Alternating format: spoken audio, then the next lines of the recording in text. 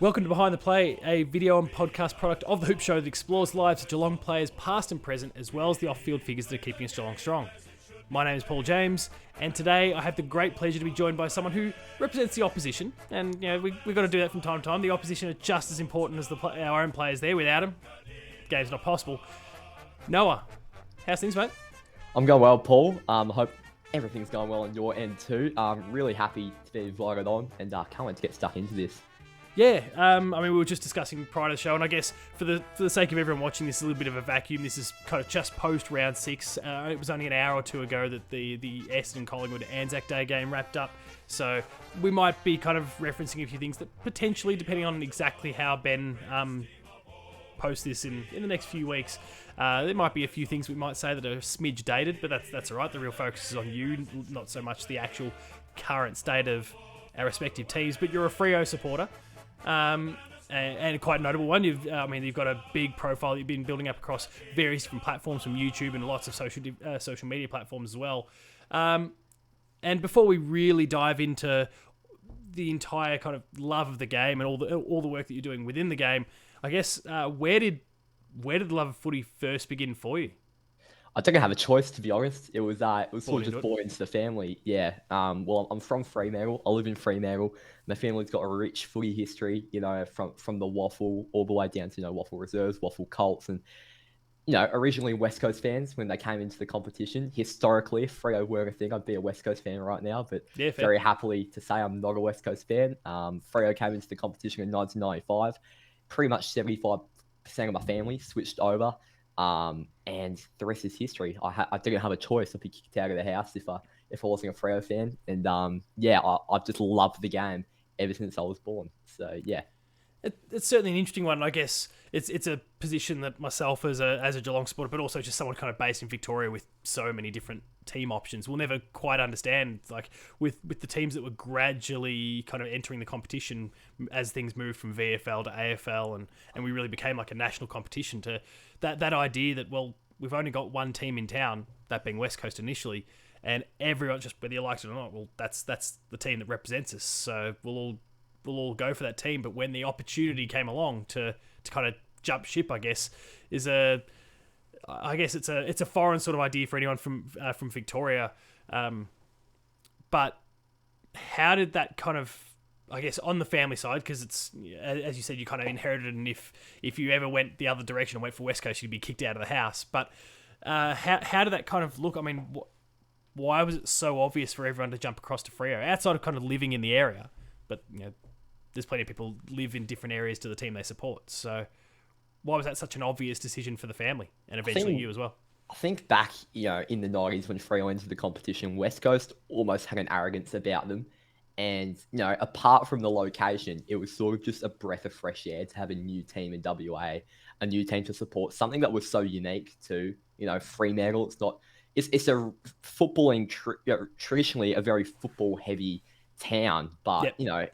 In a national competition, it was just such a foreign thing to have, and a breath of fresh air is sort of just what everyone wanted when it came to footy. And I'm very happy it went that way. Now, obviously, being a two-team town, and one that was established first, it does kind of mean that, I guess, in terms of the supporter base, there's maybe an advantage that West Coast has, because they were kind of there first. They could stake their claim on the dirt, and you'll obviously get some people, such as your own family, that moved away, and others that will be born into it over time. But what is the, on a week-to-week sort of basis, what is it kind of like in terms of that split between the focus on West Coast, the focus on Freo for the the media, or just the general conversation about the two clubs? How's that kind of look typically? Well, it feels like from an outside, it always feels like Freo's kind of regardless of whether they're playing well or not. And I think last year's a good example where Freo was quite up and about, and West Coast was still really struggling. It still felt like all of the conversation would be about West Coast and their struggles, as opposed to Freo and their successes. Yeah, well, at the moment, to be honest, Freo is probably the main talking point. And that may be because I, breathe in a lot of Freo-related media. But I actually feel like Freo is probably bigger on the media side of things in WA at the moment.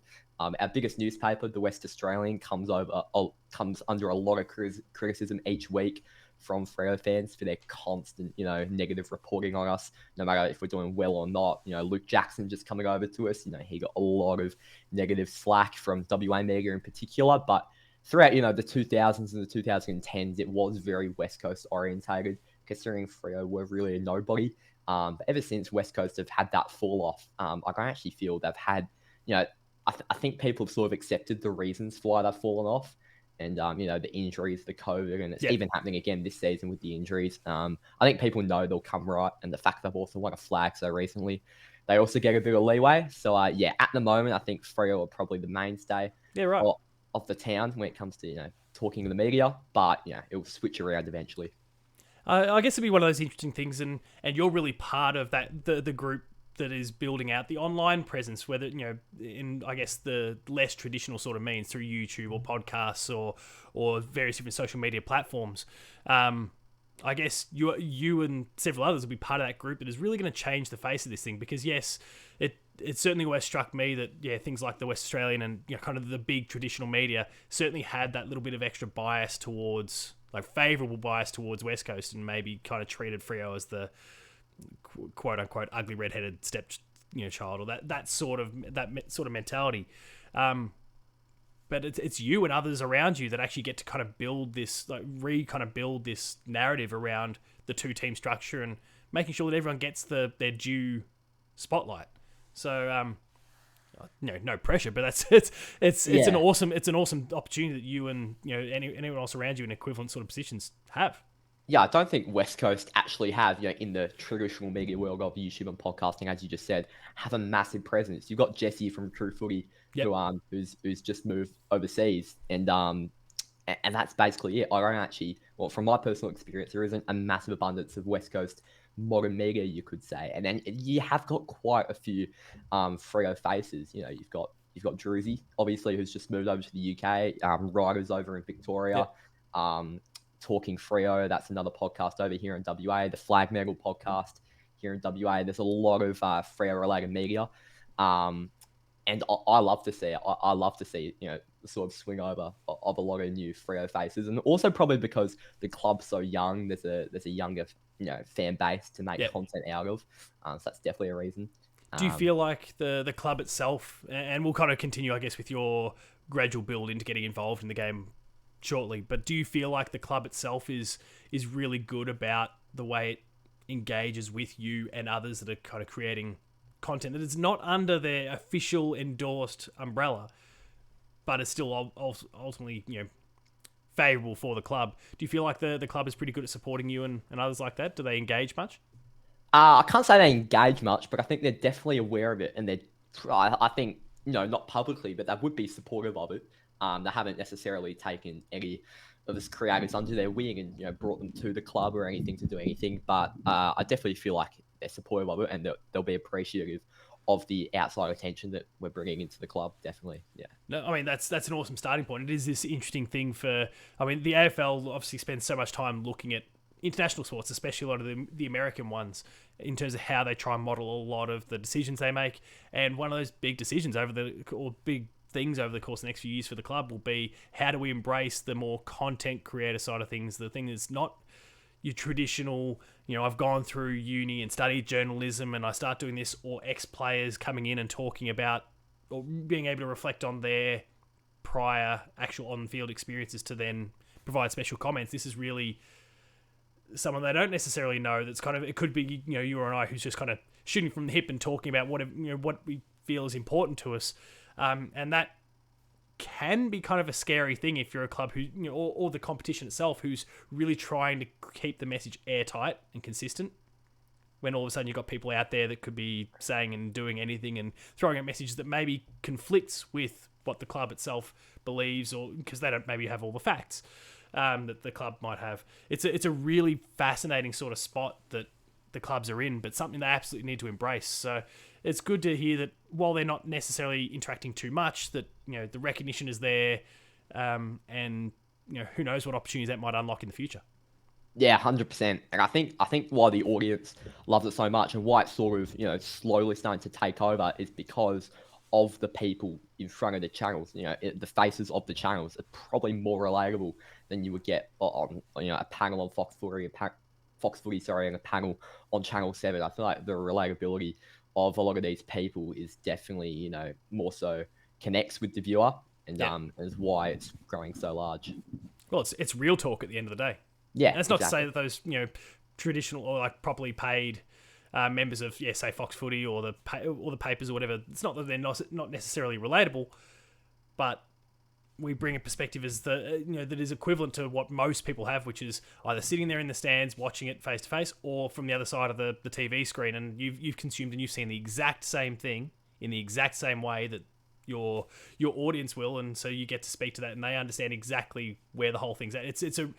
It's a great kind of consistent approach that every single content creator has that will make it connection with that audience better, hopefully. Yeah, 100%. I agree, and it is just a breath of fresh air to everyone to not just have to consume the same style of footy media in every day. And I'm really thankful to be a part of that in sort of the earlier wave in 2020, where it wasn't a massive thing. It was rolling on YouTube, but it wasn't a massive thing. And I think even lockdown brought a lot of creators, not to the top, but to a slowly rising level. Yeah, COVID certainly brought a few positives in that sort of sense as well, that kind of forced people's hand to kind of explore alternative options, and they started discovering people who are now some of their favorite content creators about either their club or the game more broadly. It was a really good thing in that sense. So obviously we discussed the fact that the Freo love was kind of born into you, and there was no chance it could go any other way, and that's fair enough too, I guess. For myself, as a Geelong supporter, Granddad played for the club, and if I went any other way, Dad probably would have kicked me out of the house. How did, I guess, the love of the game more broad, like, were you going to games regularly from a very young age? Were you, on field? Were you, doing a little bit yourself, at junior level or whatever the case happened to be? Yeah, I played junior footy all the way up to a little while ago, about 8 years ago now, 4th grade. I stopped. So I loved playing footy. Wasn't the best at it. That's why I stopped. But yeah, I was going to games from a very, very young age. I reckon the first game I can probably remember going to would be about 2009 or 2010. Yep. But I reckon I've been going since earlier. I've only missed a handful of home games since maybe 2008. So yeah. Oh mate, I envy you. I've been a pretty consistent match goer, you could say. And sometimes it makes me cry, sometimes it makes me happy, but it's all about the roller coaster of going to the games. And I wouldn't want to be doing anything else every second week. Well, it'll make that, when premiership success comes along, it makes it all the sweeter, right? When you go through those ups and downs, and you hear about it with clubs that are breaking their premiership droughts and those sort of things. You think about the Dogs, or you think about the D's, or even as much as it's been a while now since 2007, but like when the Cats first got theirs in 2007, that was 40 plus years for us as well. Those stories and the ups and downs and all the horrible heartbreaks along the way make it completely worth it when the egg is cracked. So for you as a Freo supporter, obviously the team is in its infancy compared to a lot of those Victorian teams, obviously, but it's going to make it all the better when that moment comes along. And the fact that you yourself have been able to be there for the ups and the downs when those the great of those ups comes along, I can imagine it's going to be one of the best moments of your life. Certainly felt like that for me in 2007. Well, yeah. I was at the grand final in 2013, and I was quite young, but I still remember so well just this final siren going, the Hawthorn song playing, Brian Lake being announced as the Norm Smith medalist, and it didn't feel good at the time, and it still doesn't sit right now. And that's coming up, 10 years this year since that happened. And it just feels like we should be coming back into our swing now. And hopefully we can, and sort of turn around our season in our next few years. Yeah, so let's, I guess, wade into that a little bit, because there was obviously a lot of hype and expectation for Freo going into this year, considering the performance they put in last year. It was a really strong effort, and the finals didn't quite pan out in the way that they'd hoped, but I think everyone looked at the year, regardless of whether you were a supporter of Freo or not, and go, okay, this seems like step one, and then from here we gradually build. So considering that, again, in a vacuum for us, this is the end of round 6, things haven't played out in that fashion so far. Where are you at? What do you think? There's obviously, as you said, WA media is talking a bit about the club in that sense. What do you personally make of the situation? Longmuir, Luke Jackson, all the topics that we're kind of hearing coming out of the club or about the club. Where are you at with the whole thing? I don't think anything's changed from last year, to be honest. I think the game style that was praised last year is now getting heat for this year, and I'm not a massive fan. I've probably been sucked into that too because I was a big fan of Longmuir last year, and I'm not a big fan of him this year. I think it's slow. I think it's boring. I think it's predictable, and I think it was the exact same thing we were doing last year. We were switching the ball last year. We were taking risks last year, and I think we've been doing mostly the same this year. Maybe a touch slower, but mainly the same thing. I think the loss of Rory Lobb has hit us really, really hard. Yep. Bombing it long into the contest has been one of our main criticisms this year. But we were doing the exact same thing last year, and it was working because we had someone like Rory Lobb always in that contest. So yeah, I think the loss of Lobb and the replacement of Jackson was probably seen as an upgrade, and it's probably being a bit sideways, to be honest. Lobb hasn't had the greatest start to his life at the Dogs. Jackson, he's had a decent start at Freo, but some marks that you don't need to be. You can settle into a club, but you've still got to be taking marks. It's as simple as that. I think it's mainly on the coaching, to be honest. I don't think you can blame our recruits. I think the coaching's going to sort itself out. And it's just annoying because obviously there was expectation there. And we've just, false hope is a killer in a lot of Freo fans' minds. And this year's probably been the main example of it in the last 8 years.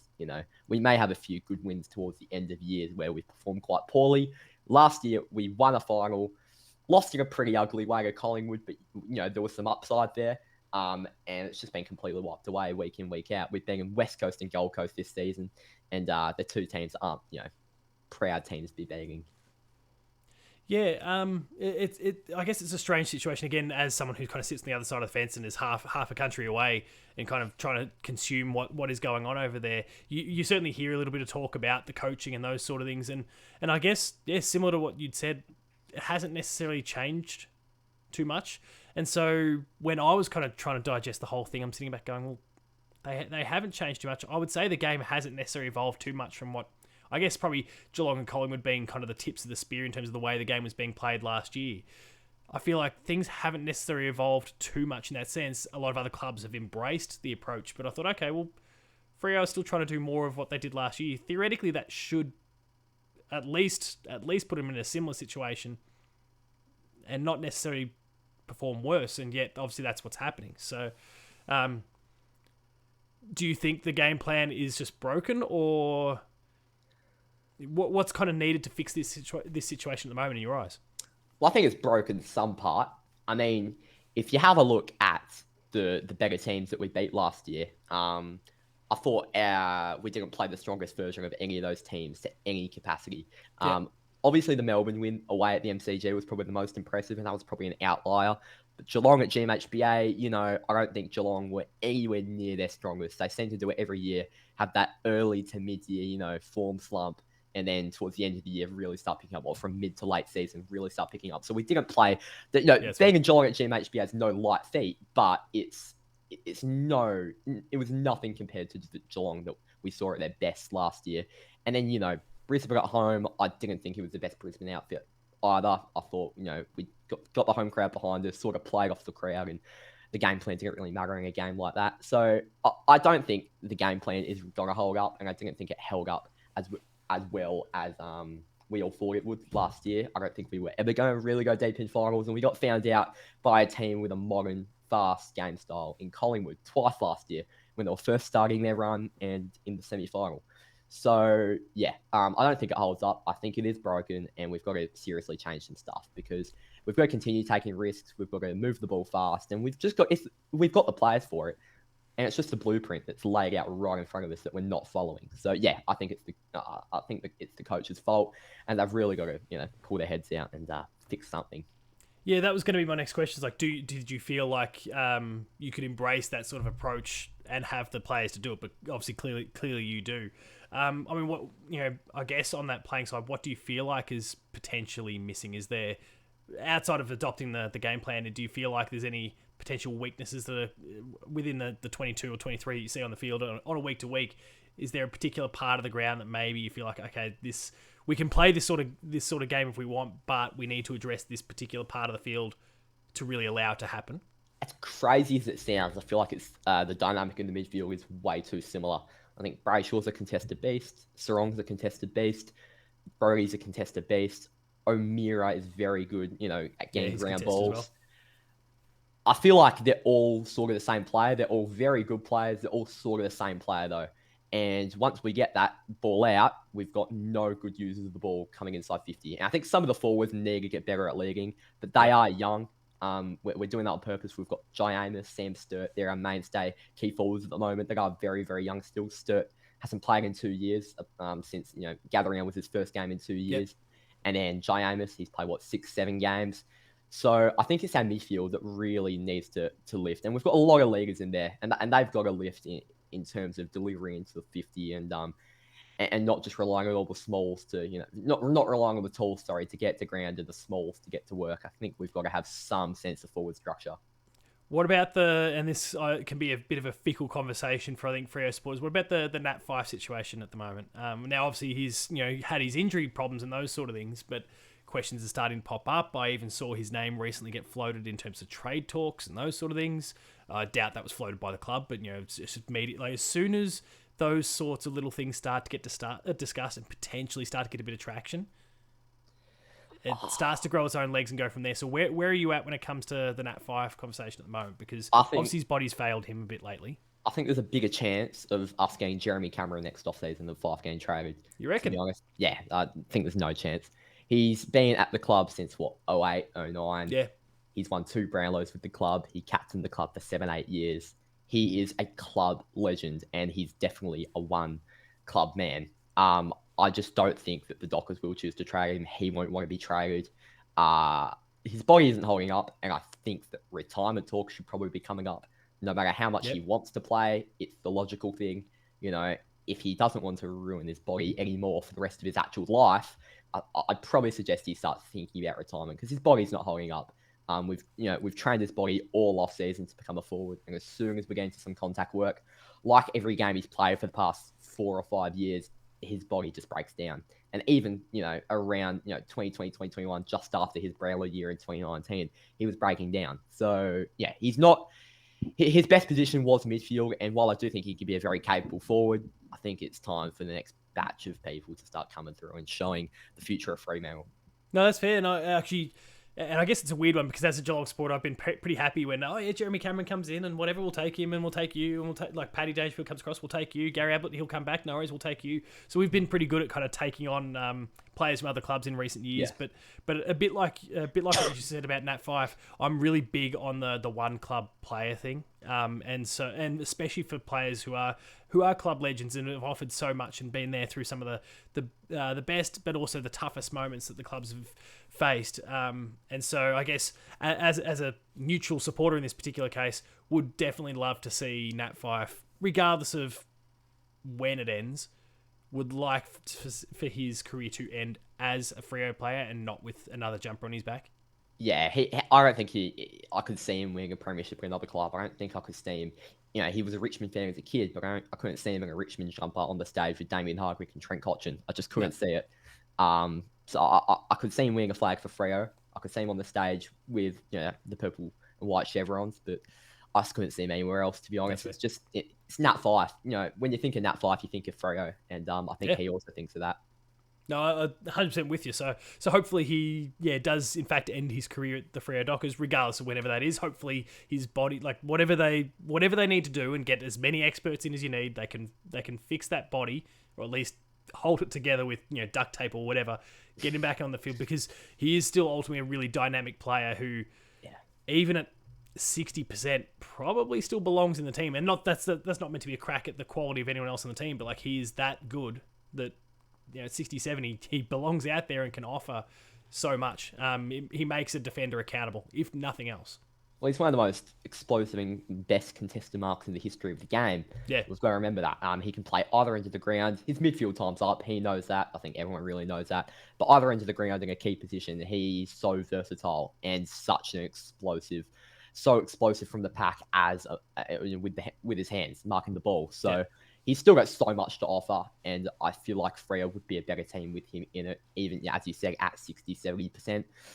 It's just all about getting that body right, and at the moment, he just cannot get it right. And it's frustrating. And we've got to think it's really frustrating for the fans, but you can't imagine how frustrating it is for him. Yeah, absolutely.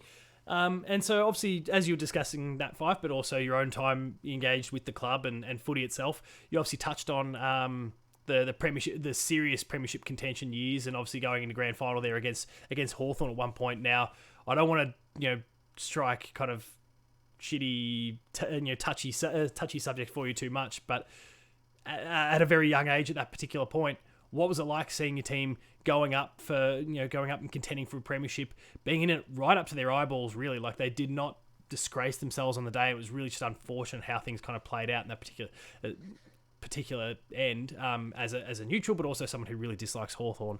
I thought it was really unfortunate that Freo couldn't get the job done on the day. But what was that like for you, seeing your team contending in a premiership? It's the first time they've been to the big dance. It's the only time since. But how do you reflect on that whole period, where the club was so strong and a serious contender? Well, I knew how big the occasion was at the time. I was there throughout the week, and I was at the grand final parade. Seeing Matthew Pavlich in a ute driving past me, down whatever street it was, up to Federation Square. It was so big, and I knew how big the occasion was. The march from Federation Square all the way down to Richmond and the MCG. It will be something I never forget. And the amount of purple there was just unbelievable for a club that was still relatively small at the time. Going into the game, it was black and white what our problems were. It was not kicking the ball straight. We kicked something ridiculous when in the goal and behind ratio, and we only lost by 15 points, and that was the reason we lost. We had, our game style held up. Ross Lyon's a very good coach, where his game style holds up now, and his game style held up 10 years ago. He's a very good coach. We played well on the day around the contest. Our back six was very strong. It was the matter of kicking the ball straight, to be honest. Even the best Matthew Pavlich got caught under the pressure. A young Nat Fife got caught under the pressure. I still remember the roar of the G when Mzungu kicked that first goal of the final. It was unbelievable, and I knew how big the occasion was. And I almost sort of did, I knew how big it was, but I did take it a little bit for granted. Because I think the first grand final I can remember was probably 2011. Geelong Collingwood. Then I remember Malcheski's winning goal in 2012. So that was probably my third grand final I can remember, and my team was in it. So I took it a little bit for granted, and I'm not glad I did. We kept battling the years after. 14 lost in a semi to Port. 15 lost a prelim to Hawthorn, and then 2016, we had a massive fall off, and we've been on an uphill. We're trying to go uphill ever since then. So I definitely took it a little bit for granted, but I knew how big the occasion was every time we got to those sorts of final stages. And I guess this is now not just speaking for yourself, but also more broadly, because you are that two-team town, you've obviously got West Coast with the successes that they've had. Obviously, been in the competition that little bit longer as well, but they had a lot of successes straight out the gate. And then on the Freo side, obviously, you've had that one unsuccessful attempt, and otherwise they've gotten close, but no cigar on a few occasions as well. What does that look like, I guess, when you are this two-team town, and there is one team that obviously gets so much more attention typically? How do you kind of digest all that stuff when it's it's so close but it doesn't quite pan out, even in the more recent days as well? Oh, it's yeah, it's rough. You get scrutiny either side of the town. 2015, I guess, was a unique scenario because both teams were in a prelim. Oh yeah, true. It was very, very close to being a derby grand final, like incredibly close. And the talk around the town was buzzing. It was like I've never felt football in Western Australia before. Yeah, like, I bet. Just the idea of two Western Australian teams, the statement that would have made to the rest of the competition. Because while Fremantle and West Coast fans are very opposite, as fan bases, I think we come together when we embrace the importance of Western Australian footy and bring it up to the rest of the country. So, we are very united in that sense, about how much we love Western Australian footy. The Waffle is one of the most, very, very famous state competition. It's brought some of the greatest footballers of all time out. Obviously to Geelong as well and to other clubs. So yeah, we're very united in that sense, but the scrutiny from both clubs get from the media and from each other's fan bases is quite strong when one team's at the other side of the ladder to the other. Yep. And so when when West Coast making a grand final, for example, in 2018, before the result ultimately played out, like does do yourself and other Freo supporters, because of what you just said about kind of WA and really we just want to see WA footy continue to thrive and succeed, does everyone jump on the I guess what the division there and the competition between the two teams, do people jump on the West Coast bandwagon come finals time if Freo's, or come grand final time if Freo's not participating, or is there still that little bit of crosstown rivalry, like, okay, sure, they're there, but we can't. More of what I was trying to say is, I reckon the West Australian talent, we're all really behind, whether it goes to Fremantle, West Coast, Victoria, South Australia. But I have my Collingwood scarf on, and I think a lot of other Freo fans did. West Coast winning a premiership was probably the worst thought in my mind at the time, because it was for their fourth premiership. It was, it would have been 4-0 in terms of premierships, and it would have been completely and utterly embarrassing. The banter would have gone a lot worse. It went from banter to abuse at one point. Right. And it was horrendous, West Coast winning. That Dom Sheet kick, my body just felt sick. It was horrible, absolutely horrible. And there was, I can't say there were any Freo fans with even a portion of West Coast in their body on West Coast grand final days. My birthday was the 2015 grand final where West Coast got thumped by Hawthorn. That was the greatest birthday present ever. No Freo fans want West Coast to do anything when it comes to success, but the Western Australian talent, if it goes to West Coast, I wouldn't mind them. If it's a key forward, I wouldn't mind them. Seeing them kick a few goals, bar they lose by 50 points. Yeah, as long as when they play against my team that we pump them, but have a great time the rest any other week. Exactly. I guess that's a really fascinating one. I guess again something that really can only be appreciated if you are one of those two team towns, whether it's in WA, South Australia, New South or Queensland, having those kind of cross-town rivalries, and where does the line kind of start and finish is a really, really fascinating one, because obviously we can't have that here in Victoria when there's 8 teams based in the same state. You obviously get degrees of it, when we think about things like Essendon and Collingwood or whatever the case happens to be, maybe Geelong and Hawthorn when it comes to Easter Monday and that sort of thing, and the rival was maybe built from 2008, but it's a whole other thing when there's just 2 teams in the town, and you're either Freo or you're not, or you're either West Coast or you're not. And what does that look like when it comes to the scenarios where one team is not a factor? So thanks for kind of clarifying that one, I guess, for this unaware Victorian. Yeah, well, I think Western Australian football, I think it's very similar with South Australian football, to be honest. I bet. Everyone keeps everything very closed in. We have a lot of these things that if you're Western Australian, if you're South Australian, like, for example, probably one of the biggest days on the West Australian football calendar, if not the biggest apart from a derby, is, the WA Day, Fremantle Derby. Every Western Australia Day on a Monday, South Fremantle and East Fremantle play each other in a derby, and it always gets sold out. There's always 15 to 20,000 people there. It is always a very, very big crowd, and living in Fremantle, it's especially big. So it's South Fremantle versus East Fremantle, West Perth versus East Perth. There's a lot of Western Australian football is very, very rich in its history and its rivalry still. It is a very closed off sort of thing, Western Australian football, to the rest of the nation.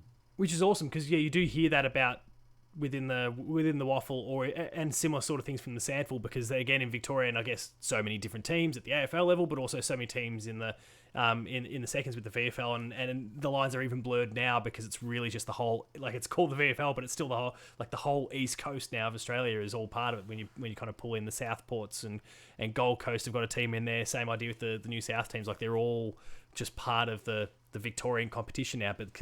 But as a result, there's really not too many of those sort of rivalries, and there's not that many of the actual old school VFL teams that have survived now. In these days, it's really been kind of consumed by Collingwood seconds or Geelong seconds or whoever it happens to be, and you get Werribee pop up, cool. Port Melbourne's still there, cool, but there's only 4, I think, 4 or 5. Southport came down from the north and joined as well, but they don't have that history with the Victorian team. So it's nice that they're there, but it's not really, like, they don't have that history with any of those teams. So it's awesome to hear that those sort of rivalries and kind of cross-town stuff extends into the seconds over there, which is just something that doesn't happen over here. So continuing on from there, and I guess cycling a little bit more on you and and the love of the game. And obviously we touched on kind of, finished up at the end of grade 4 there in terms of, pursuing playing it. When did the idea first pop up to, I guess, give back to footy a little bit and actually start to get into some of the content creation? What were your initial ideas when you first jumped into it? Well, content creation as a whole started off as a hobby in 2017, where I chucked up a YouTube channel, uploaded whatever game I could find on my PlayStation, and enjoyed that for about 3 years. AFL Evolution or AFL Live 1 or 2 or whatever the case happened to be. To be honest, the AFL games didn't even enter my mind. Okay. It was just whatever I could find from any corner of the planet, from Rocket League to Fortnite to whatever was big at the time. And then 2020 lockdown hit, and obviously I've always loved footy, and it just completely made sense about how niche and small the AFL community was, to join the community. So I think I uploaded a round 1 tips video of the 2020 season. Had to put my round 2 tips on hold for another 4 months. So that was a little bit rough, and I think it actually brought everyone together, because during that 4-month period of absolutely no footy during the middle of the season, I was joining other creators in live streams, getting in their chats, getting to know them better, got into private contact with them, and I've been friends with some of these people for about 4 years now. So I think it was sort of the COVID lockdown area where my love for footy sort of translated into YouTube, and I grew very, very quickly from that. And I'm still nowhere near at the point that I want to be. But I'm still pretty young. I've got a bit of time. I've got a bit of time when it comes to content creation and moving forward into what I could turn into a career if this community does turn big enough. And I'm just really happy I'm going out at an early point. In 2020, and I've been on trips to Adelaide with some of these people, been to Melbourne with some of these people, been to all corners of Australia with some of these people, and it really is a really good community to be a part of, and wouldn't want to be in any other. Yeah, it's really, really cool. The whole networking thing that comes out of it. So I mean, even on the us and behind the play and the hoop show and all those sort of things. Like I think Ben and I first started chatting. I think it was about April, May, something like that last year. Ben was looking to kind of get things going, and the thing that had been kind of identified is that there was yourself doing stuff for Freo. There's a whole bunch of people representing a bunch of different clubs, but Geelong, we looked around like there's not really like a big platform there, and he was starting to build things himself, and I guess there's a lot of people who watch or listen to this show already know I was doing a lot of equivalent things to this show in the video game space. And for anyone who's not watched the video version, that's maybe listening on podcast feeds now and has not seen the video, there's a lot of video game stuff behind me. For anyone who's not privy to that, like all my games media stuff was I had all that experience behind me, and the conversation quickly became, well, how can I translate what I was doing there and see if I can apply it to footy, which is another one of the great loves that I have.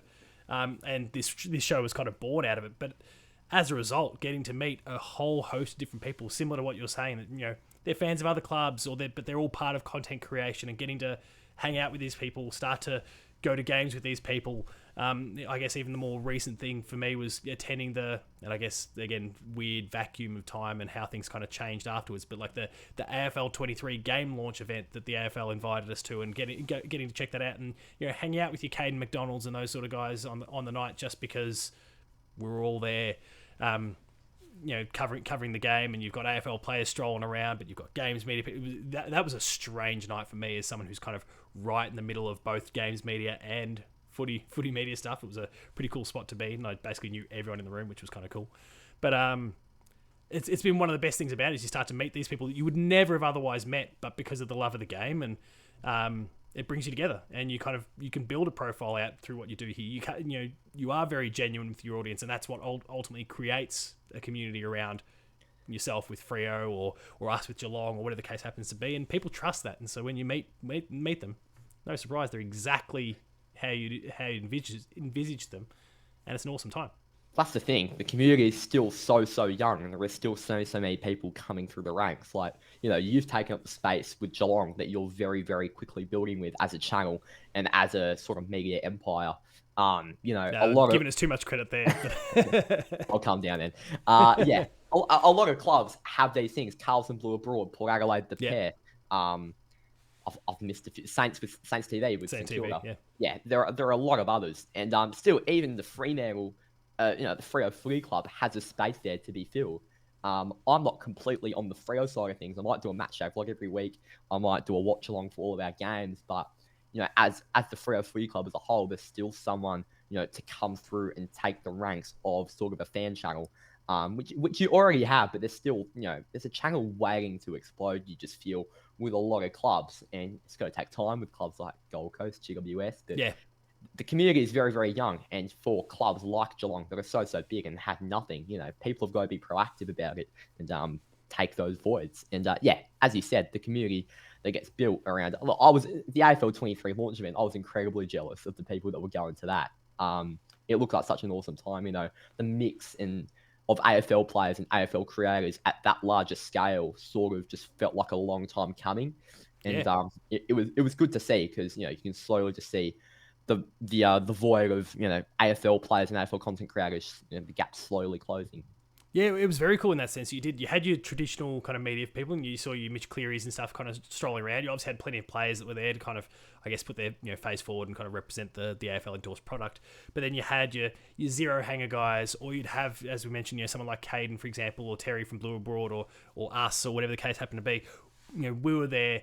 Then you had this games media contingency as well. It was this really great sort of blurring of all the lines and just pulling people together. And it really did not matter who you were, what your actual primary thing was. We were all here to connect over a love of the game, and in this case, love of a AFL video game. It was a really, really cool sort of thing. You mentioned the fact that you feel like there was that spot to be filled when it comes to Freo and on the fan side. Now, you've obviously touched on it yourself. You're doing match day vlogs, and there's a whole range of tips and really cool things that you're doing on your side. What do you feel like is potentially still, and maybe this is something you're also still planning on doing on your content side of things, but what do you feel like is still missing, or there's an opportunity to kind of pursue further when it comes to covering all things Freo? I just feel like, there isn't yet a hub for all Freo fans to go to for content online. Like I'll be open about it. I'm not looking anywhere near to venture my content purely towards Freo. If I want to get this, grow my channel, grow my presence in the community, I need to head towards the whole of the AFL. I can't just be, setting on one club. And that's where voids can be filled. And people of a very high pedigree, when it comes to, content creation, graphic design, talking about the game, a whole group of people can be brought together to create, again, an empire of a club in terms of its media relevancy. So I feel like just, a hub for all fans of a club to go to, including Freo, is still, yet to be filled. And as I said, there are podcasts out there that are slowly building towards that. I think one crucial example of that is the Flag Mill podcasting. I know a couple of those boys, and they're, outside of that, they're doing a lot of really cool things with some bigger media organizations. I think it's growing very, very quickly, but there is still that void. And I guess for you more specifically, and as you said, you're looking to a more generalist sort of path as opposed to solely fixed on all things Freo. What do you feel like the next step is for you, and how things are going? Because there are, like, again, we touched on things like match day vlogs, and they're always entertaining to tune into, regardless of whether you have an investment in the team or not. I certainly checked out the most recent one that you did with off the back of the Dogs game, and obviously the result wasn't necessarily what you wanted, but it is that, as we've spoken about already with the content creation side of things, it's that very real look at the person's and the way they engage with the game itself that makes that sort of content really, really fascinating. Even if you already know the result, even if you didn't like the result, to kind of see, okay, what did Noah think about and when Luke Jackson's having a shot after the siren at the end of the first quarter and sprays a little bit, and how do we kind of digest that? That's super real, and that's what people want to see and hear. But what do you feel like is that next step for you to take your content even further? Well, just quickly, that's the thing. Before I get on to that, if Freo get pumped or losing a close game, the video always performs significantly better than if we win. People like angry reactions, right? Yeah, so obviously that is a positive for me. Not a positive for me as a person, a positive for me as a creator. The next step, being in WA is extremely hard to take any major steps forward. And I've just got to try and do that by connecting with as many creators as I can on the platform over in Victoria, because that is the hub. Yeah, It's the whether you main like place it or to not. grow, Yeah. especially for IRL content. It is the mainstay. It is where if I look at my analytics, 75% of my viewers are from Melbourne, and Yeah. about Okay. 15% are from Perth. So Melbourne is the mainstay, and I feel like I've just got to connect more on other platforms, connect more with other creators, and I feel like I'll keep myself in the heads of most people in Victoria in that sense. And yeah, I feel like I've just got to. Yeah, there's always that unique idea that people are looking for to take that next extra step forward, and that could just come from falling asleep and something pops to your head, or sitting down and really thinking about something. You've just got to think of that one really, really unique idea that could put you out there and stay connected with the bigger brains of the community. They're not only very, very good people, but very, very good networks to have in the industry. Yeah, and I mean that goes for any sort of workplace, really, for people. An important part is networks and those sort of things. And I guess, as you really touched on, the competition is obviously so built around Victoria, and so for anyone who's not based in there, that does present that extra challenge. And so, yeah, kind of being able to engage with people from different communities and become a face that people start to see and hear. They see you pop up on this show, and then they see you pop up somewhere else, and that sort of thing. And all of a sudden, they start to understand who you are and whatever, and they start to learn, oh, okay, look, he's a Freo supporter, but he's covering all aspects of the game, and I quite like the way Noah speaks, and so now they start to come across, and it builds out without even necessarily adding any new strings to your bow, though obviously, as you said, looking to try and find that next cool idea is obviously really important as well, but that networking really helps put you in the front of others and build things out further from there. So, yeah, super important things that I think everyone, regardless of kind of where they're based around the country, are certainly looking to try and do constantly when it comes to this footy media stuff. Yeah, well, I jumped on this interview because I knew of you guys on the channel. I knew of the channel quite well, and I felt like it was be a pretty comfortable chat to have. But obviously, Oh, look, I'm an arsehole, so... oh shit, I'm off. Nah, obviously with that comes, and I've just realized it probably is some very, very good networking going on here, and that wasn't anywhere in the front of my mind coming on here. I just wanted to have a good chat about footy, YouTube, content creation. But it's just very important coming on stuff like this and saying yes to as many opportunities as you can get, because it can only make your reputation bigger to other people, fonder to other people, and you get to meet new great people as well. So yeah. And I guess one of the other key things that neither of us have necessarily touched on, but is still connected to that networking thing, is like, none of us necessarily need to become the next big thing, and all of a sudden it's raining money, and we've got subscribers coming out our ears, and it becomes necessarily a full-time thing. That may not be the case for the majority of us that are going into this thing. Hopefully it does, but it may not be the case.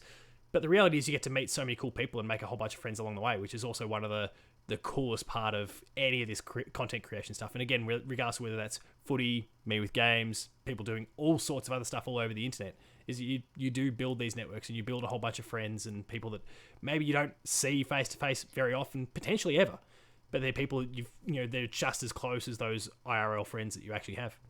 Yeah, well, as you said, income isn't the number one priority of everyone. It is just, not of everyone. Obviously, some people, Yeah, some people need it for sure. Need the income. I'm still in school. This is my only source of income at the moment. I don't have a job. I'm relying on this. Yep. So while money is nowhere near the number one top priority of things, it is very, very important. But meeting new people probably is at the top priority, top of the pile, because it does. It improves you as a person. It improves you as a content creator. And I think while, as I said, the community is so young, you're just going to make the most of the position we're in at the moment, because you never know. In 5 years, it could just be, and it will be, just a completely different landscape. Oh, for sure. And some of these creators will have gone long from the earth. Some of these creators will be right at the top. Some of these creators will still have a lot of potential to unleash. So, yeah, it's still so young, and it's really good to be in this position with so many other like-minded people. Yeah, I mean, it kind of shows, and we spoke before about the way that the AFL is trying to embrace, bit by bit, they're starting to embrace it. And you start to see videos, officially endorsed videos popping up on the AFL website, where I guess Caden, as being one of the biggest in the scene, suddenly is hosting stuff there. Like, what? Hang on.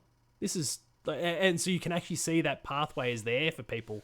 and those platforms that people are building does translate into something very, very legitimate. So it gives you that path to pursue, as well as, again, obviously all the friendships and connections and networks you make along the way. It's really, really awesome. Yeah, well, look, I saw Cato in Adelaide, and you just look at him and you're like, I've talked to this bloke before. He's one of the nicest blokes you'll ever meet, but he's an absolute legend of the modern AFL media game. He's now doing stuff in the mainstream media. He's still obviously killing it on his own personal side, and you just go and talk to him, and you just realize he's still just a He's normal totally bloke. real. He's totally real, and that is why he's so big, because he's so relatable on and off the camera to everyone he meets. And some of as I said, I've mentioned this a lot, but the AFL community is so young that everyone is still so real, so new to bringing in the next big AFL idea. Even Prime Train, who is completely off sort of the AFL content creation more. Oh, he's on a very different dynamic of AFL content creation. He's still, I haven't talked to him personally, but he seems like just such a real bloke, and that's why he is so big, and his ego gets him that big following, because I love the way he goes about it, to be honest. I wasn't the fondest of his when I first came across him, but I'm a fan of him now because of just the way he goes about it, and that's how people grow such big fan bases and connect with so many new people. It's being relatable.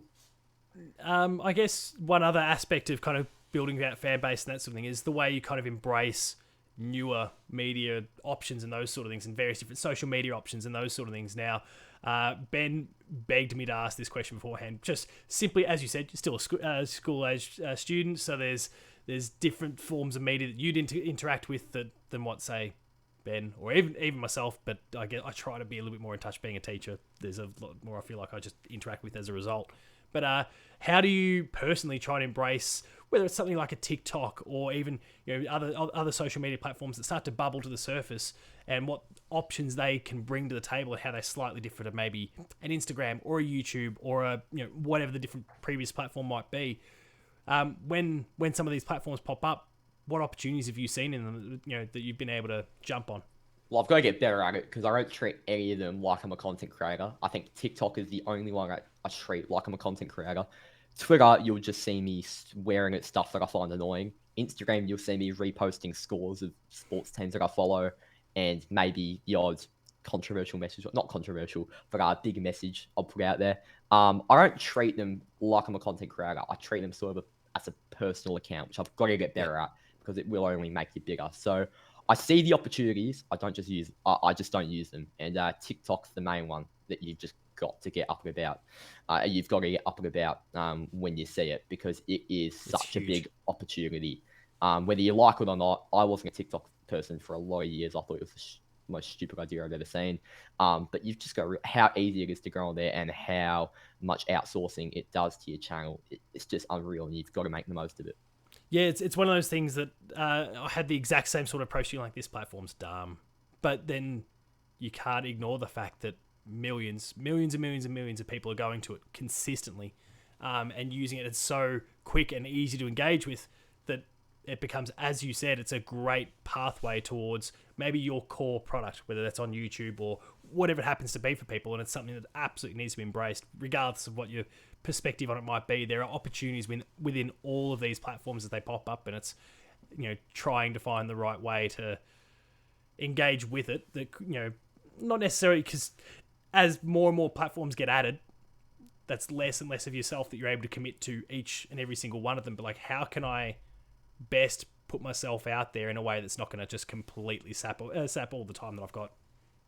100%. And I think you've also got to consume some of the media that comes with how to grow on these certain platforms. Like, there's a lot of stuff out there on how the algorithm can accept you on TikTok and YouTube and stuff like that. And the TikTok algorithm is so smart, and it gets so many things to so many people. It's an I don't even know how they work that thing. Whoever made that algorithm deserves a $1 million. Just $1 million bonus. Chinese government then. Yeah, we'll get in touch with them. I don't know how they do it. The Chinese government may be controversial, but they've helped me, and they've helped a lot of other content creators get out there. I just find it so So crazy, and that's the thing. TikTok has an entirely different community. Oh, for sure.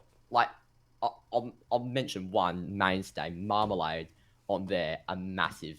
They're completely based in South Australia, which is a unique thing because there isn't that's South Australia's number one form of content. You've got a few other smaller ones, but that's their number one form of content. And if you went to Gather Round, they just have such a big presence because they are everywhere. They have such a big presence, and that's completely off one platform. So you sort of get stuck in the YouTube bubble sometimes.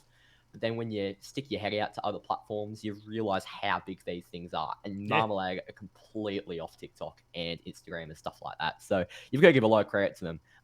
Anyway, it is not easier, but more of a friendly way to grow on platforms like that. But the credit cannot be understated because they've done so well.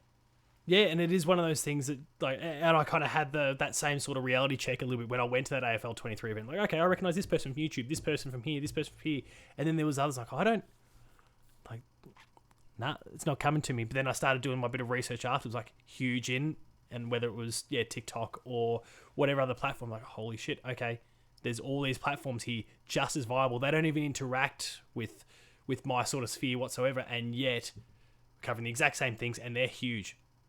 So it's like, how do they do? So then you start looking around. Okay, how do they do it? What's the sort of content they're creating? Length, nature of it, all of those sort of things become super important. How can I either embrace that platform completely, or how do I draw on some of those ideas that will help grow what I'm doing in my core product as well? It's a really interesting sort of space, and some of those things are compatible and others aren't. Some things just will not, that work in TikTok will not translate across to YouTube, even if you try and go down the YouTube Shorts or whatever equivalent sort of things there. It just doesn't work the same. So and Prime Train is the best to go. As I've already said, he is the GOAT when it comes to mixing those two together in this scene. TikTok is massive. YouTube is massive. Instagram is massive. He's got people working for him, but they work incredibly well. And he is the mainstay of that product, and he works incredibly hard himself. So I don't know him personally, but the level of work that must go into managing all 3-4 platforms so well at such a high standard is why it's how you get big now. And it's what a lot of creators, including myself, need to realize and get better at doing. And thankfully, as we've touched on a few times, you got lots of time to be able to work through that. So to be doing the incredible things that you are at such a young age is really cool. So, well, you got plenty of road to be able to continue to work with. So it's gonna be awesome to kind of continue to see yours and the channel's growth going forward.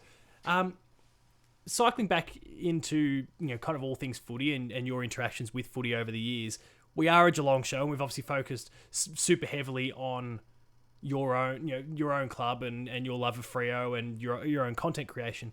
Let's kind of talk a little bit about where all things Geelong and Freo kind of cross over a little bit. Do you have any particular memories from games between Geelong and Freo, or moments in those? There's certainly a couple that spring to mind for myself, but I'll let you go for it first. I'm not sure how it was from the Geelong side in the early 2010s, but there was definitely a rivalry from our side that was brewing. I'm not sure if you felt the same level of hatred towards us, but we definitely felt hatred towards you guys. I don't feel that anymore, to be honest. That was long gone. But Geelong have brought me some of my worst football memories of some of my best football memories. I think you know where I'm going to go. I don't know if you know where I'm going to go with this, but you've won the flag 2011, 2012. Yeah, round one. Yeah, you know it's going. Hagan Ballantyne's been punched by Matthew Scarlett. Deservedly so. Deservedly so. A lot of people say I disagree. I think he's gone. We've beaten you at Subiaco Oval in front of a sold-out crowd after you've won the flag. It's the first game Ross Lyon's being in charge at the club. It was a new dawn for the club. And that is where one of my favourite ever memories of our club. Because it was it was our second year in moving away from the red, green and purple. It was our first year with a new coach. It just felt like everything was brand new. Then move on to the year after, 2013, qualifying final. For some reason, they allowed you to play it down at Kardinia Park. I'm not entirely sure why. I think you should be able to do it, but all I ask for is consistency. Yeah, that's actually, I mean, to be fair, as a Geelong supporter, all I'm asking for is consistency as well. And I wonder what that conversation is going to look like. I guess it seems like with the way some of the building works are gone, maybe this year's going to be off the table. But when it's done and a 40,000 seat stadium, I wonder if what sort of power that gives us. It's a weird one for Geelong because there's kind of contractual things with the MCG that kind of create some bottlenecks and problems for the club. Yeah, and right. we're the ones that pay the price because it really just applies to Victorian teams, but we're not a tenant of the MCG. It's a strange one, but And I get the AFL need money, and money is a big factor in playing at the MCG. But I think Geelong should be able to play at GMHBA. I think North Melbourne and St Kilda should be able to play at Marvel in their finals because it holds 53,000 people. It's not just a small venue. And Geelong, I'm not sure how many GMHBAs could be able to hold. It's going to be about 40 when it's done. That's finals. That's finals ready. Yeah. So I think it should be able to be held there. Anyway, moving back to the Freo Geelong stuff. Yeah, it definitely wasn't there in 2013. So yeah, 2013 qualifying final. We've taken up to you all day after coming in as the heavy underdogs. I believe we finished third that season. You finished second. I could be wrong. Yeah, that sounds right. Yep. We've taken it up to you all day. We've gone up by a few points in the last few minutes of the game, and all of a sudden there's a man by the name of Stephen Hill that comes running off the bench. He just burst off the bench out of nowhere. I'm not sure how it's allowed to happen, but he's just gone and done it and pinged one for 45 on the run. Again, although it was commentated by Basil Zemplis, it was one of the greatest moments in me watching Freo ever. We then moved to I missed 2012 by the way. 2012 elimination final. Bet you at the G there. Yeah, I was there for that too. Oh, great. Pab kick 6. So that was a strange old day. We then moved to 2018, where you've had a few of these in your time, so you might not even remember it. But we lost by about 135. Rough estimate. It was the worst game I've ever seen in my time watching football. It was disgusting. It was dreadful. We were bad and Geelong were good, but that scoreline was reflective of how big a gap there was at the time. And it was just a disgusting effort from the players and the coaches and everyone to do with the club. It was completely and utterly unacceptable. It was over 130 points. That is, 30 points is bad. 130 is absurd. Yeah. Absurd. And I'm not sure if you've undergone bad losses, but never a loss that bad. We've I think it was one of the weirdest games that I think I've been present for. Was in 2008. We literally won the premiership that year. We obviously, the grand final didn't work out too well for us on that day, but the only home and away loss we had all year was this random game to Collingwood where it was round 8 or 9 or something like that, and we'd completely undefeated. We were top of the ladder, flag favourites by a mile. That continued to be the case for the remainder of the year until the grand final didn't work out for us. But we just randomly got smashed by 100 points by Collingwood out of nowhere, and I couldn't understand it. So I've had that moment. It's been a long time since we've had that sort of moment, but I've had it, and there was complete and utter confusion, a lot like what you're just describing there. Yeah, it was just completely. I'm not confused. It was the first Freo game ever where I was actually angry. I was really angry because we were minor premiers in 2015. This was about 3 years later, where we're supposed to be hanging on an uphill spiral. From 2016 to 2021, we moved up one place on the table every single year. So we were going up, but we weren't going up quickly. And it just felt like a complete backward step in our progress. So yeah, basically the 2010s was the mainstay of the Geelong Freo stuff. The more recent memories, obviously, we beat you at GMHBA last year, which again felt like a new dawn for us, which was shut down again by our form this year. 2021, I remember it was our first primetime game in 8 years, and we got smacked by 10 goals. That was some of the more recent memories, but the 2010s is where, and particularly the early 2010s, is where the Geelong Freo rivalry sort of brewed from our end. Yeah, I could certainly feel it. It was, and for me as a Cats fan, and I don't know any other Cats fans who are watching and listening who may or may not agree with this. For me, when I thought about Freo in that particular period, I only thought about Hayden Ballantyne and how much we could not stand him, and and actually, and Ryan Crowley as well, who I hate to be too harsh on because for where I live and where I was brought up, he was a hometown boy for us, but he'd always be right there in Gary Ablett's side, just niggling and poking and prying and actually doing what most players who try and tag him just couldn't do, which was actually shut him down on occasions.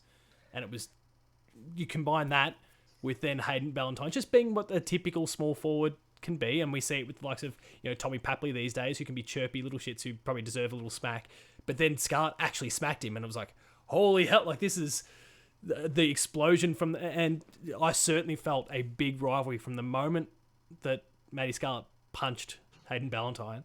I felt things escalate between Geelong and Freo instantly.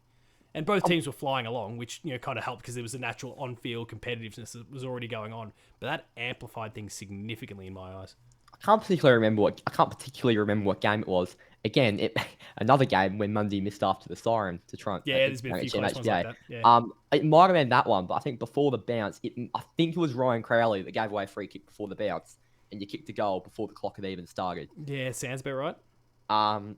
So yeah, he was always in the opposition's face. There was that famous game, not famous to us, against North Melbourne in the early 2010s, where he was just against Brent Harvey. It was probably the most, not in terms of footballing ability, in terms of personalities, the most fierce clash I've seen of two players. I think North scored about 29. We killed him, and Ryan Crowley had a field day on Brent Harvey. That was very, that was very famous in terms of Freo eyes. So yeah, we've definitely had a few of those players over the years, and I think a few teams would have hated us a little bit because of those players, but you can never have too big a hate towards us, I feel, because we haven't done any damage to the rest of the competition. That was kind of things. Like I don't think there was any hatred directed towards the club per se. It was always just a couple individuals. Like, you're genuinely giving me the shits. Whether it was, I guess for me specifically, it was Ballantyne and to a lesser extent Crowley, because my kind of local bias would kick in. Like, no, I can't hang it on the guy who literally lived 2 minutes up the road from me for years of my life. And I walked down to my local footy club, and there was his picture on the wall because he's representing the local club at the AFL. Like, it was all kind of cool. So I was never going to be too critical of the guy, but certainly when it came to Geelong v Freo, and he'd be in Gary Ablett's pocket creating problems for him all day, and like I said, doing what a lot of taggers were unable to do, which was actually curb his influence. All credit to him for starters, but also did kind of fuel the fuck that guy. Like, it's just as I said, never quite to the level of I got issues with Freo here, because then you'd have those sort of players you maybe crack the shits at, but then you look across at someone like David Mundy or Nat Fyfe or Matty Pavlich, and they all just come across as just genuinely good blokes who play great footy and are then super humble and exactly kind of what you expect them to be. So I can't hate Freo for that. Not when they've got blokes like this. Exactly. You're a bit of a different head to me when it comes to hating teams because of not hating teams because of certain players. Where there would have been a time where I hated Joel Selwood because he ducked an absurd amount against us. Now I just hate Geelong for the week. So yeah, that was sort of my mindset towards it. I ended up loving Joel Selwood in the end. I loved Geelong winning the flag last year, and I loved the scenes after the game. And Geelong at the moment are a really likeable team in my eyes. They may have been a rival 10 years ago, but they're extremely likeable now. I feel like we have respectable contests every time we play here now. Yeah, I'd agree. Tom Hawkins, Jeremy Cameron, Gryan Miers, Tyson Stengel, that forward line is just so even Gary Rowan, Ollie Henry when you had him. It was such a likeable forward line. The midfield, Cam Guthrie seems like a great bloke. Mark Blitzar, Reece Stanley. You've got a really, really likeable team. Sam De Koning's one of my favourite youngsters in the AFL. How good is he? So as individuals, you're a really, really likeable team. And Chris Scott's definitely warm to me. He was at Freo early in his career, so before he came across, he did his big of a connection. Big of a connection with him. So yeah, Geelong are really, really likeable now, and I don't like seeing them win because it gets a bit boring after a while. They've been good for too long. But, if they win, it's always respectable. Yeah.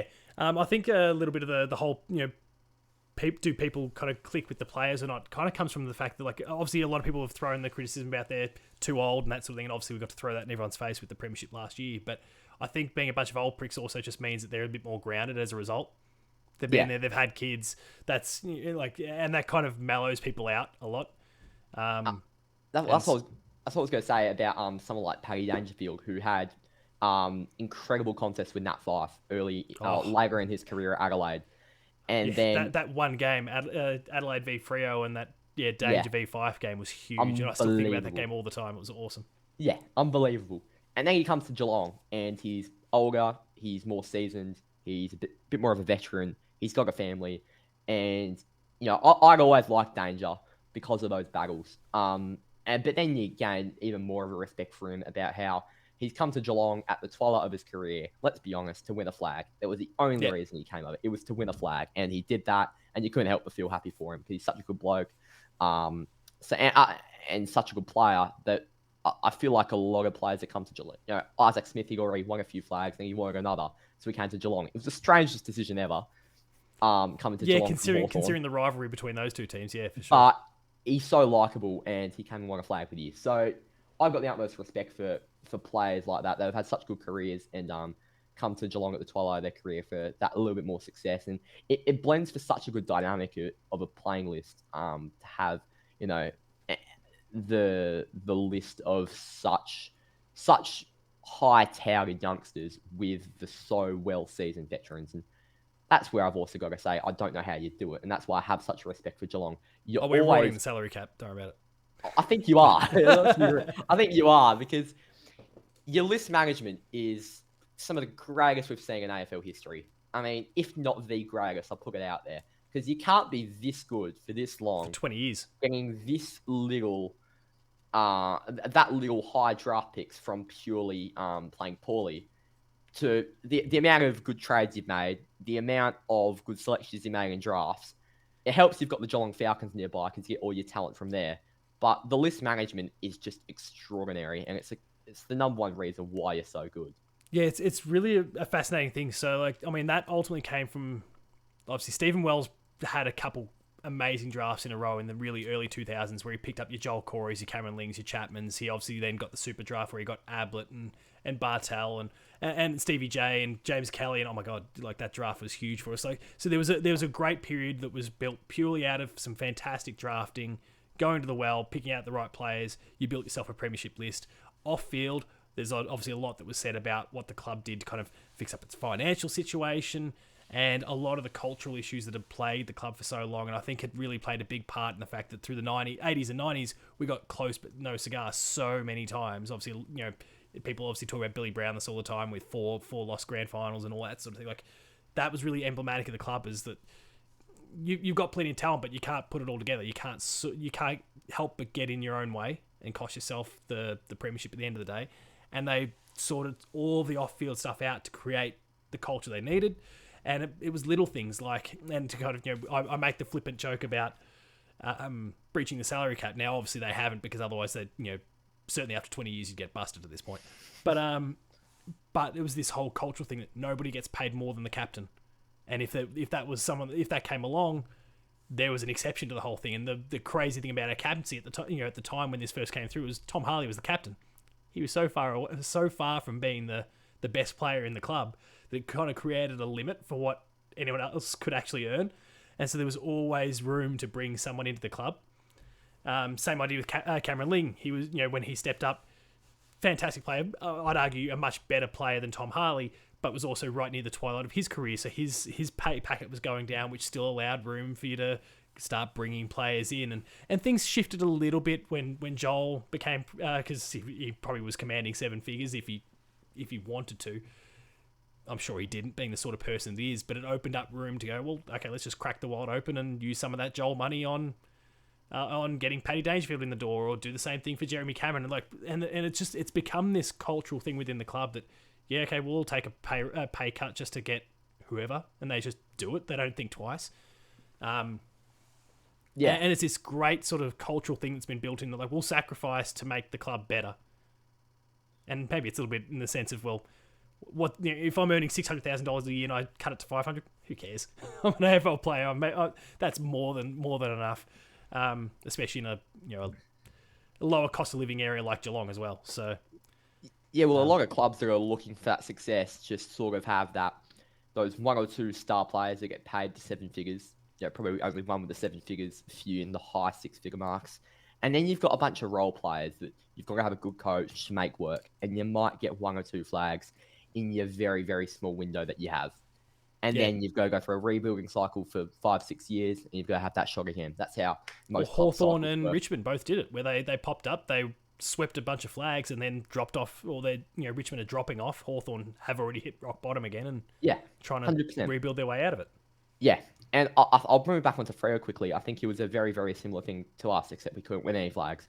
We had Pavlich, Fife, Mundy, sort of Michael Barlow in that sort of top tier. You then have a bunch of role players, which lucky Ross Lyon's the role player master. He turns Yeah. role players into Into vital guns.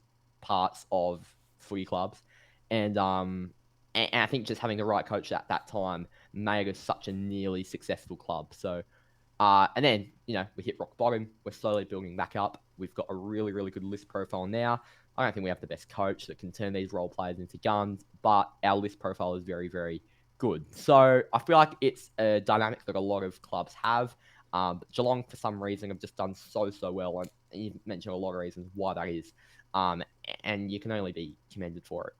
Well, look, if things aren't going well with Longmeal, just do what you guys did years ago and just poach Ross back at some point, just quietly out of nowhere. All of a sudden, Ross wakes up one morning and decides he wants to be Freo coach again and drops St Kilda yet again. I don't think that was I'm sure they'll take that real well. I think that was fair. Yeah.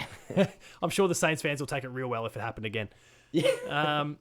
So we'll start wrapping things up a little bit. Again, we've discussed a lot of Freo stuff and how that's kind of collided with Geelong, and we'll look at both again here. But in your eyes, who's the greatest docker that we've ever had, that we've ever seen? Greatest doc we've ever seen. It's a good question. I think it's between two. David Mundy's play is our all-time games holder, but he's not there. Matthew Pavlich has an absurd amount of All-Australians.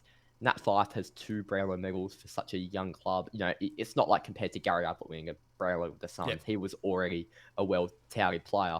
Nat Fyfe built his career with Fremantle. He won 2 Brownlows with us. He's our longest-serving captain, I believe. It's Nat Fyfe. He's our greatest ever docker. Things he's done for this club, things he's done to put our club on the competition's main stage a number of times. He put us on a map for a number of years, and that name, when you think of Nat Fyfe, you think of the explosive clearance beast, and yeah, he's our greatest ever player. No, fantastic choice. As an outsider, who would you say the best cat is that you've seen? Best cat I've ever seen. I'd love to say Gary Ablett Senior, but I've never seen him play. I've seen highlights. Yeah. It's basic, but I'd have to go with Gary Ablett Jr. That's fair. No, don't blame him. He's the player I've seen the most in my lifetime at such a high level, and he's a magician, as we all know. He is an absolute magician. The way he can move the ball through the contest, through the goals, through every part of the ground. He's such a well-rounded player. There's no weakness to his game. Yeah, I think it's Gary Ablett Jr. for me. He's one of the greatest of all time, if not the greatest. Yeah, absolutely. And you've hit on, I guess, the father-son combo there, which leans into the next question. If you had a schoolyard pick, and you've got, now I know you've obviously just spoken about kind of, you've really seen highlights versus getting to see junior up close, but you've got senior and junior side by side, and you're building a team, and they're both at their prime. Who are you schoolyard pick going to pick first? Do you need yourself the full forward, or there you go. Senior, you need a full forward to deliver to. It doesn't matter how good your midfield is. You could have the delivery of Freo at the moment into your forward line, and it'd still work. From what I've seen, he could clunk them from anywhere. He could kick them from anywhere. So to build a team around, I'd go with Senior. Absolutely, that's a pretty damn good call. I guess honing in on Freo again, especially for all of our Cats fans listening today that may not necessarily be as dialed into Freo for perhaps obvious reasons. We've got, how much resource can you provide to clubs that aren't your own? But I guess, who is the player on the Freo list that maybe is still emerging, hasn't necessarily burst through or been getting the major spotlight yet, that perhaps we need to be keeping a close eye on going forward? I'll give you 2. The number one is Carl Warner, currently playing at the Waffle, hasn't played a game for us yet. He averaged over 30 touches last season in his first year at the club. He's an unreal player off halfback. It sucks we've got the halfback line that we have at the moment, and he hasn't really had a chance to break into the team yet. He'll be in there in the next few weeks. You'd think he's doing the exact same things as he was last season. He's kicking goals, coming off halfback too. He's a real free-flowing player. Yeah, okay. He's sort of got that arrogance about him that you want from a young kid, that he'll slowly get brought down to ground. He's got players with oozing confidence. He'll be in the side over the next few weeks, I think, if not later this year. So I'd look out for him. The player that gets nowhere near the amount of recognition he deserves, I think if you played at a big Victorian club, he'd be touted as one of the best small forwards in the competition. Lockie Schultz. Yeah, he's been really popping up a lot more lately too. He's our number one marking target, and he's shorter than me. He's unbelievable. The way that his positioning and his work rate and the way he can crash contests and also stay on the outside of them at the same time is unmatched. And I think his ability to snout out the goal is so good. So I'd go Lockie Schultz.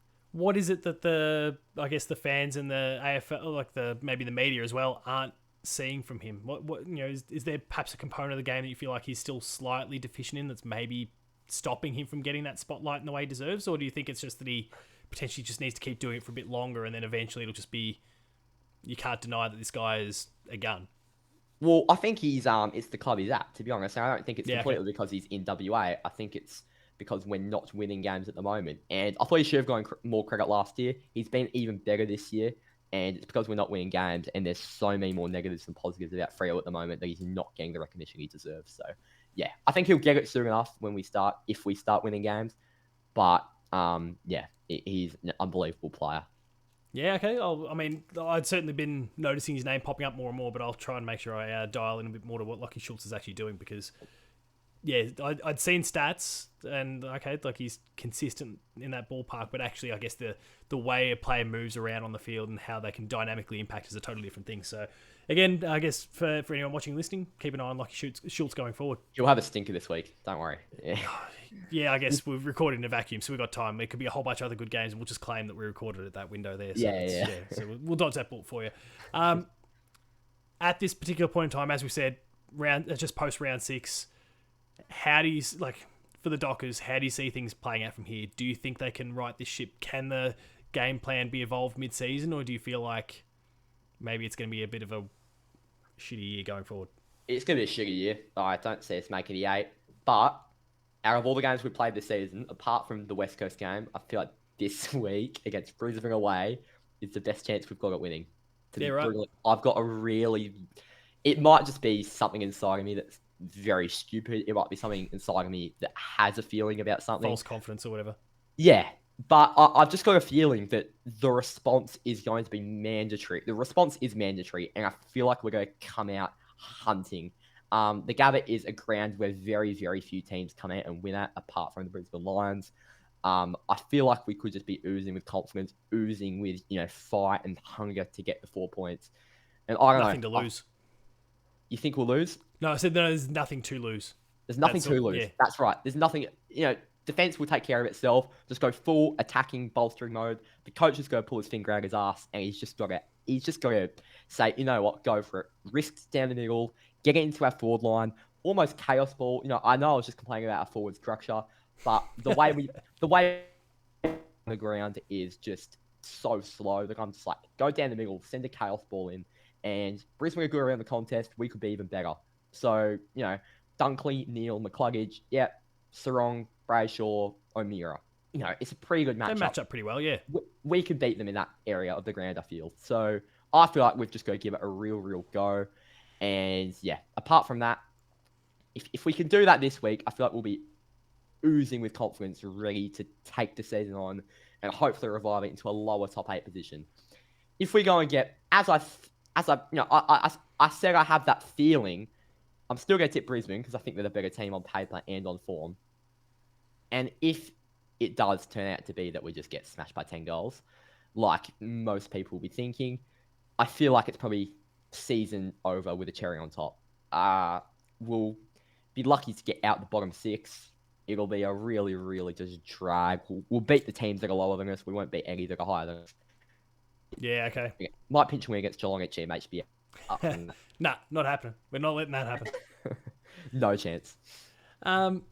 So I guess it's been a fantastic look at all the work that you're doing in this footy landscape. Before we wrap up, I should make sure for anyone who's watching and listening who's not necessarily caught up with all your stuff, where should people go to check out YouTube content, social media, all those sorts of things? So I want to make sure that, as I mentioned to everyone before, some fantastic stuff that you're doing, having checked out a fair bit of it myself over the course of the last couple of years. Where should people go to see more of what you're doing? Appreciate it, mate. YouTube is UCAT, UCATT. Try to get as many footy videos out as I can per week. try and get as in depth on the footy side as I can, but mainly it's away from the analytical stuff, more into the little light-hearted stuff. Yeah, every Freo game, match day vlogs. I try and travel to as many Freo games as I can per year. I've got a big passion for soccer. I've got a channel over there called UKFC. I wake up at any hour of the morning to watch my Man United team play. And then if you want to see the more real side of me and you want to see me complain, head over to my Twitter and you'll see me say some stuff that I shouldn't be saying on YouTube. No, but I absolutely do so, and continue with those tweets too, because they are good, entertaining reads as well. But as I said to everyone a moment ago, the stuff that you're putting together, looking through the Freo lens, but also more broadly and just exploring the whole AFL scene is fantastic. Really, really great insight that you're sharing there, and applying it across so many awesome platforms. So there's lots of different opportunities for people to go check out what you're doing, and please make sure to do so. I guess the one thing I want to make sure I say before we wrap up is thanks so much for coming on the show and sharing all of it so far, because it's been really, really fascinating. Great to chat to you. And when next time you're in Geelong, in Victoria for a Geelong game, make sure to get in touch with myself and Ben, and we'll have to get you over to GMHBA and hopefully find a seat for you that's not in that tiny little corner that we allocate for opposition supporters. Well, what I've heard about GMHBA is it's a little bit of a shithole, but I hope I can get over. I've never been to a game. I've been there. I've never been to a game there. So I hope it's not what I hear. But no, it's actually fantastic. But we don't treat the well. I guess the circumstances are a little bit different at the moment because the building works are going on at one of the ends of the ground. But like even when it was fully constructed and whatnot, and you had kind of the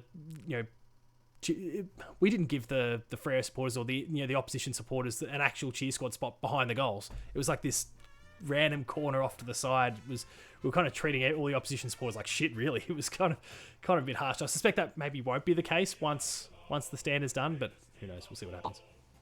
Bang on at GMHBA. What can you do? Thank you so much for inviting me on. It's been a real good chat. Really enjoyed talking to you. Talking to a different fan base as well, a Geelong fan base. It's really good coming on here, and I hope to talk to you more in the future, and hopefully everything with yourself and the Hoop Show goes well. Yeah, it was awesome. So thank you very much for all of that. Cats fans, make sure, if you haven't already done so, subscribe to the YouTube channel and Behind the Play on podcast feeds if you haven't already done so as well. Drop it a review. It always helps with exposure. And make sure as well to do the same for all of your stuff as well, because it's like I said, it's fantastic, well worth checking out. So please make sure everyone watching, listening, go and support all of that as well. But otherwise, thanks so much for tuning in. Thanks so much for coming along, mate. And remain Geelong strong, people. We'll see you next week.